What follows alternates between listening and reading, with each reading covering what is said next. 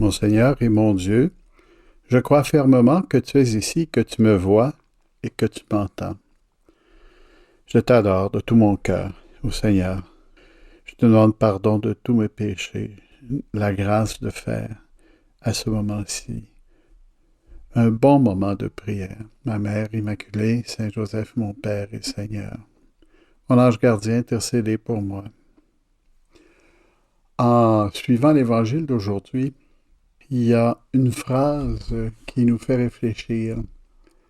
Hérode, tandis parler de tout ce qui se passait, ne savait que penser. Parce qu'il y avait des gens qui disaient que Jean le Baptiste était ressuscité. Mais Hérode disait non, Jean, je l'ai fait décapiter, mais qui est cet homme dont j'entends dire de telles choses? Et il cherchait à le voir. Intéressant. Jésus, lui, ne disait pas un mot. Évidemment, il n'allait pas le chercher.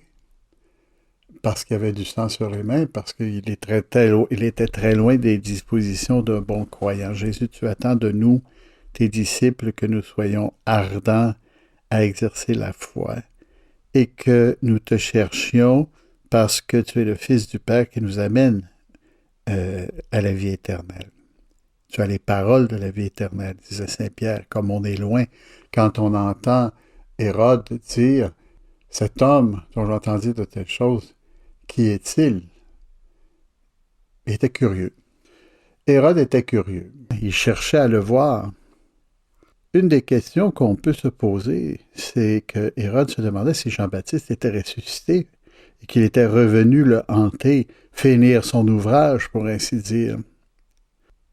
Autre question possible, c'est qu'ils se disent que Jésus et Jean-Baptiste sont de la même ligne et que, à ce moment-là, il allait avoir des problèmes avec Jésus. Aussi voulait-il le voir, voulait savoir, mais il y avait des miracles, il savait qu'il faisait des miracles.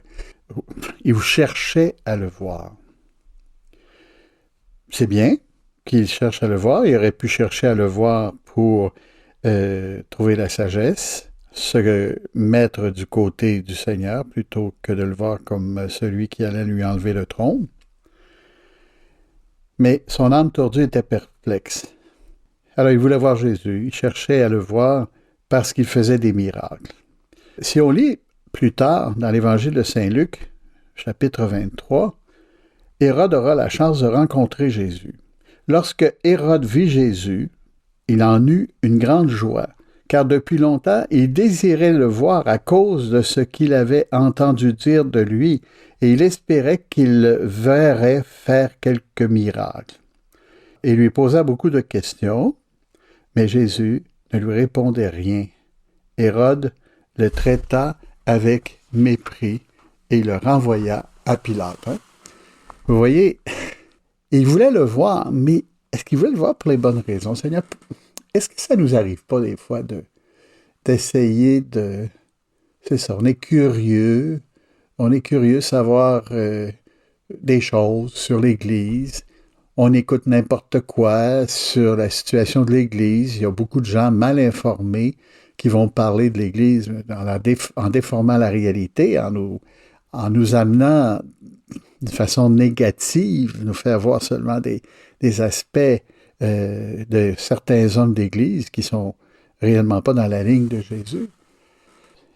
Allons-nous plutôt aller chercher la parole de Dieu de ces endroits, de cette presse qui publie des bons commentaires sur l'Église et qui sont en parfaite syntonie avec les enseignements des derniers papes qui sont tous extraordinaires et le présent aussi?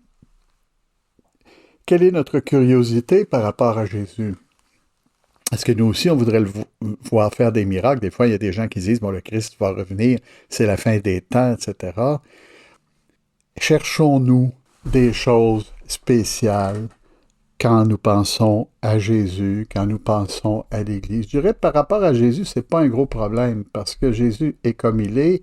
On est relativement bien informé en général, si on veut chercher les bonnes sources.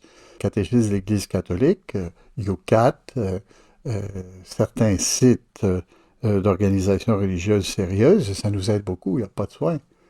La question qui est posée ici, c'est quelle est notre attitude par rapport à toi, Seigneur? Est-ce que nous aussi, on voudrait te voir faire des miracles? Là-dessus, saint Thomas d'Aquin faisait la différence entre deux choses, curiositas et studiositas. Vous me permettrez de traduire les mots, évidemment, mais même c'est presque comme le français, la curiosité et la studiosité, être studieux. Mais le mot le plus près qui me vient à l'esprit à ce moment-là, c'est être studieux, au lieu d'être curieux. Ah, ça c'est quelque chose qui est intéressant pour nous. C'est une piste pour nous, mon frère, ma soeur. Est-ce que je suis curieux de connaître tout et de ne connaître rien à la fin, en me laissant tirer partout, de tous les côtés, par les médias sociaux, je ne sais trop? Est-ce que je suis curieux d'entendre des choses différentes, des choses nouvelles? Est-ce que les endroits où on parle de l'Église avec intérêt intellectuel et puis avec, disons, une liturgie particulièrement bien rodée, est-ce que ça m'ennuie? Est-ce que j'essaie de voir des choses qui amusent? Hein? Tous les problèmes qu'on a avec les téléphones, on peut les avoir aussi avec la parole de Dieu. On peut les avoir aussi avec ceux qui sont des faux prophètes. Ça peut arriver. Alors, on ne va pas se laisser prendre par la surprise. On sait que ça arrive. Des fois, on veut savoir, est-ce que c'est le retour du Christ? Mais on voit sur un site web quelque part que le Christ s'en vient. Bon, on ne s'énerve pas. Là. On a tout ce qu'il faut pour l'attendre. Hein? Alors, saint Thomas nous disait, qu'est-ce qu'on peut faire pour que c'est qu'il y a une bonne chose en partant, la curiosité pour faire des bonnes choses, curieux par nature, on est curieux, il faut savoir qu'est-ce qui nous convient, qu'est-ce qui ne nous convient pas, mais pas être curieux pour être curieux, pas être curieux pour tout savoir parce que ça nous plaît de voir les différences, les personnes, les lieux, etc. Saint Thomas disait que c'est la connaissance de la vérité en soi qui est une bonne chose, et non pas la connaissance de toutes sortes de choses qui, à la fin, soutiennent notre désir de vanité, notre désir d'impressionner ou notre désir d'entendre ce que d'autres disent sans mesurer si ce qu'ils disent est bon ou mauvais. Donc, nous nous adonnerons au vice de la curiosité, lorsque nous remettons à plus tard la vraie étude pour des choses dont nous n'avons pas besoin, on n'a pas l'obligation d'étudier. On veut tout savoir sur Star Wars, hein, sur la guerre des étoiles, et puis on passe 2 heures, 3 heures, puis on n'étudie pas. Oui, mais c'est Star Wars. Oui, mais quand même. Hein. Donc, nous a donné la curiosité parce que c'est plus amusant, parce que c'est mieux, puis on connaît tout sur Star Wars, et pendant ce temps-là, on n'étudie pas le prochain examen, ou on n'étudie pas pour préparer notre rapport qu'on doit présenter. La deuxième chose, dit saint Thomas, c'est de surveiller les recherches qu'on fait à travers des maîtres qui sont mauvais pour nous, les faux prophètes. Alors, par exemple, lire sur les extraterrestres et puis ce que ça veut dire dans la Bible, lire des commentaires de la Bible qui sont complètement matérialistes, écrits par des païens, clairement mal éclairés. Mais il y a des choses comme ça qui peuvent nous passer entre les mains. Ça ne vaut pas la peine, perdons pas notre temps. Hein, ou les documentaires à la télé, tout ça. Connaître l'avenir, hein, essayer de comprendre les superstitions, écouter les faux prophètes. Alors, c'est un peu ce que nous dit saint Thomas. On laisse de côté ces choses-là qui créent en nous une mauvaise curiosité, une curiosité aussi des fois par rapport aux choses sexuelles, ça arrive. Troisièmement, dit-il, nous faisons du mal à la véritable étude lorsque nous ne parvenons pas à replacer l'étude par rapport à la fin de l'étude qu'on fait. On tourne autour, on veut tout savoir sur la pointe d'une aiguille. On dit des choses, on fait des choses, mais on est tellement loin de la foi. Ensuite, ne tombons pas dans l'erreur en ce qui concerne l'apprentissage que nous cherchons à savoir ce qui n'est pas pour nous. Pas besoin de savoir qu'est-ce qui se passe dans les couloirs des palais de justice. J'ai pas besoin de savoir ce qui se passe dans les chambres de parieurs pour le pari sportif. J'ai pas besoin de savoir qu'est-ce qui convient ou pas à telle ou telle maladie que j'ai pas, que j'aurai jamais.